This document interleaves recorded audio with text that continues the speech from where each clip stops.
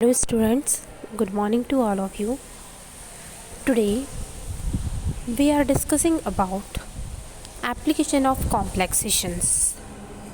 Next जो lecture है हमारा है एप्लीकेशन, कौन कौन सी एप्लीकेशन है जो कॉम्प्लेक्सेशन के आपको डिटेल में हमको डिस्कस करना है वो हम डिस्कस कर रहे हैं. ओके, तो कॉम्प्लेक्स जो होते हैं वो काय के लिए यूज़ किया जाता है. तो फर्स्टली हमारा कॉम्प्लेक्स जो है, complex formation has been used to alter the physical and chemical and biological biopharmaceutical applications of the drug. जो जनरली हमारे जो एप्लीकेशन है, तो कॉम्प्लेक्स जो है जनरली किस किस के लिए यूज़ करते हैं? फिजिकल प्रॉपर्टी के चेक करने के लिए, chemical properties and biopharmaceutical classification properties check करने के लिए, जिसमें हमारी प्री फॉर्मुलेशन स्टडी भी आ जाती है. ये सब चीज़ चेक करने के लिए हम कॉम्प्लेक्सेशन यूज़ करते हैं.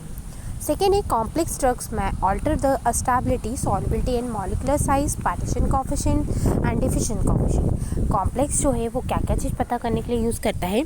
फर्स्टली सॉल्युबिलिटी पता करने के लिए, सेकेंड है उसकी स्टेबिलिटी, केमिकल स्टेबिलिटी पता करने के लिए, मॉलिकुलर साइज़ पता करने के लिए, partition coefficients oil lipophilic nature है या हमारे हाइड्रोफिलिक नेचर है ये पता करने के लिए, डिफिशन कोएफिशिएंट्स ये हम पहले प्रीवियसली फॉर्मुलेशन स्टडी में हम डिस्कस कर चुके हैं. इन सब चीज़ों के लिए हमारा कॉम्प्लेक्सेशन यूज़ कर सकते हैं. नेक्स्ट है, complexation is use solubilizations and stabilization of product. Okay, solubilization कितना सॉल्युबलाइज हो रहा है, कितना स्टेबल है हमारा प्रोडक्ट, उसके लिए भी हम यूज़ करते हैं ये कॉम्प्लेक्स प्रोडक्ट. नेक्स्ट, ये complexation is used various types of poisoning. बहुत सारी पॉइजनिंग हो सकती है. पॉइजन सब्सटेंस यदि कोई पर्सन ले लेता है, उस पॉइजनिंग के केस में भी हम कॉम्प्लेक्सेशन यूज़ कर सकते हैं. यदि कोई पर्सन पॉइजन पी लेता है तो उसकी प्रॉपर्टी को चेंज करना, मतलब उसने एब्जॉर्प्शन हो जाता है, उसकी बॉडी में क्या हो जाता है, पॉइजन एब्जॉर्ब होने के पहले यदि वो पॉइजन का पता पड़ जाए पेशेंट को, तो हम कोई कॉम्प्लेक्स एजेंट दे सकते हैं जो कि वो पॉइजन को एब्जॉर्ब कर लेता है और उसका इफेक्ट शो होने नहीं देता बॉडी में. तो उस केस में, पॉइजनिंग के केस में भी हमारे कॉम्प्लेक्सेशन प्रोडक्ट यूज़ करते हैं. In drug absorption and bioavailability from various dosages form, absorption और बायो अवेबिलिटी. देखिए, एब्जॉर्प्शन का मतलब क्या होता है, जब हम ड्रग लेते हैं तो ड्रग का सबसे पहली स्टेप होती है एब्जॉर्प्शन होना. ठीक, ड्रग का डिसइंटीग्रेशन हुआ, डिसोल्यूशन हुआ. डिसइंटीग्रेटेड मतलब होता है टूटना, डिसोल्यूशन का मतलब होता है घुलना. डिसइंटीग्रेट होगी टैबलेट, फिर डिसोल्यूशन होगी, दैन उसका क्या होने लगेगा, एब्जॉर्प्शन होने लगेगा. एब्जॉर्प्शन मतलब वो ब्लड के सर्कुलेशन में कितनी एब्जॉर्ब कर रही है. और बायो अवेबिलिटी का होता है मतलब क्या होता है, कितने टाइम में हमारी जो हमने ड्रग ली है, कितने टाइम में कितनी ड्रग सिस्टमिक सर्कुलेशन मतलब खून में पहुंच रही है.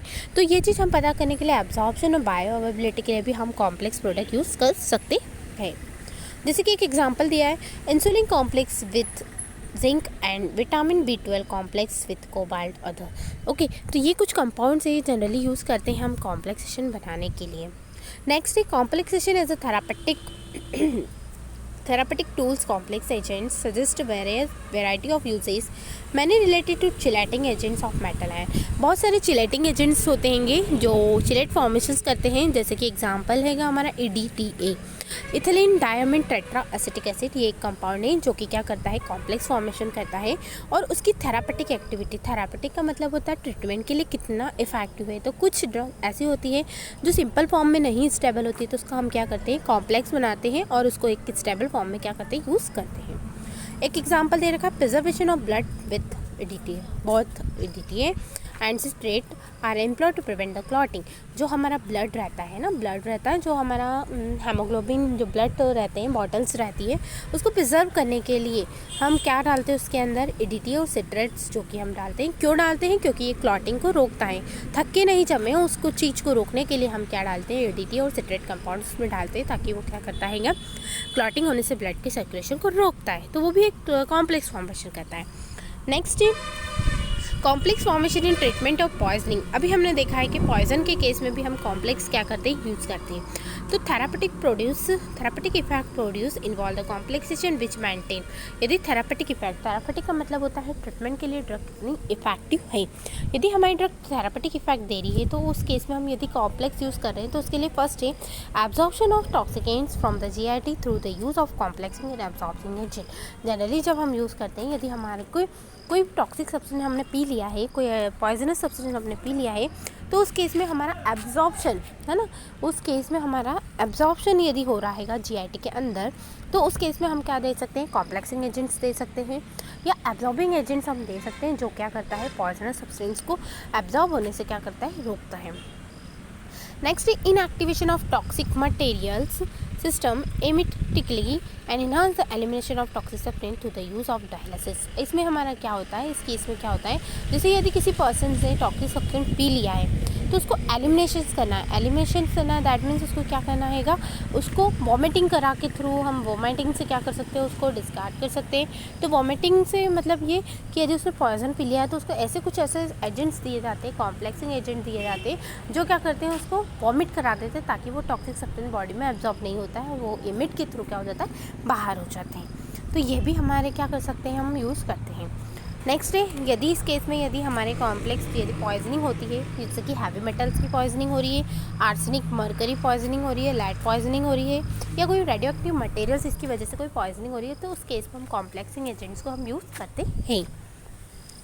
नेक्स्ट है हमारा complexation in pharmaceutical formulation. Complexation is applied during the pharmaceutical formulation to solubilize and stabilize. हम फार्मास्यूटिकल जितने भी प्रोडक्ट्स हैं, जैसे कि medicine, suspension, tablet, capsule, elixirs, all this pharmaceutical dosages form है ना, जितने भी डोजेज फॉर्म है, इनको हमको स्टेबलाइज करना है या उनको हमको सॉल्युबलाइज करना है, तो उस केस में भी हम क्या यूज़ करते हैं, कॉम्प्लेक्सेशन प्रोडक्ट बनाते हैं और उसको स्टेबलाइज करके हम यूज़ करते हैं। फर्स्ट है solubilization through the complexation. Solubility is one of the problem which formulation across the limited solubility of one or more ingredients of the preparation several approaches like change in solvent, change in pH and etc. Okay, यदि कोई drug है वो सॉल्युबलाइज नहीं हो रही है या हो सकता है वो स्टेबलाइज नहीं है, तो उस केस में हम क्या कर रहे हैं, उसका पीएच चेंज कर दें, हम लिक्विड है तो उसका पीएच चेंज कर दें। यदि सॉलिड है तो उसको हम कोई डैम्प मास फॉर्म कर रहे हैं, सॉल्वेंट बना रहे हैं, तो उस केस में हम ये सब चीज़ चेंज करके भी क्या कर सकते हैं, प्रोडक्ट की कॉम्प्लेक्सेशन से सॉल्युबिलिटी और स्टेबिलिटी क्या कर सकते हैं, हम चेक कर सकते हैं। Next, stabilization through the complexation. The problem stabilization of ingredient present its preparation against the hydrolysis, oxidation and use to formation of complex. कभी कभी ऐसा होता है कि प्रोडक्ट हमारा क्या है, स्टेबलाइज नहीं है। किस केस में स्टेबलाइज नहीं है, यदि उसका ऑक्सीडेशन हो रहा है, उसका रिडक्शन हो रहा है या कुछ हाइड्रोलिसिस हो रही है। यदि ये रिएक्शन हो रही है, ऑक्सीडेशन, रिडक्शन और हाइड्रोलिसिस रिएक्शन हो रही है, तो उस केस में हम क्या करेंगे कि कॉम्प्लेक्स प्रोडक्ट बना देंगे ताकि उसको लंबे समय तक उस कॉम्प्लेक्स को स्टेबल करके रखेंगे और वो प्रोडक्ट ख़राब ना हो, डिग्रेडेशन ना हो, तो उस केस में हमारा प्रोडक्ट जो है कॉम्प्लेक्स फॉर्म में स्टेबल हो जाएगा। तो ये इसकी कुछ एप्लीकेशन है जो हमने डिस्कस करा है अभी। नेक्स्ट जो है हमारा नेक्स्ट लेक्चर में हम डिस्कस करते हैं। तो ये जो है हमारा what is complexation and classification of complexation and right their application of complexation, हमारा यहाँ टॉपिक कंप्लीट होता है। Okay, thank you.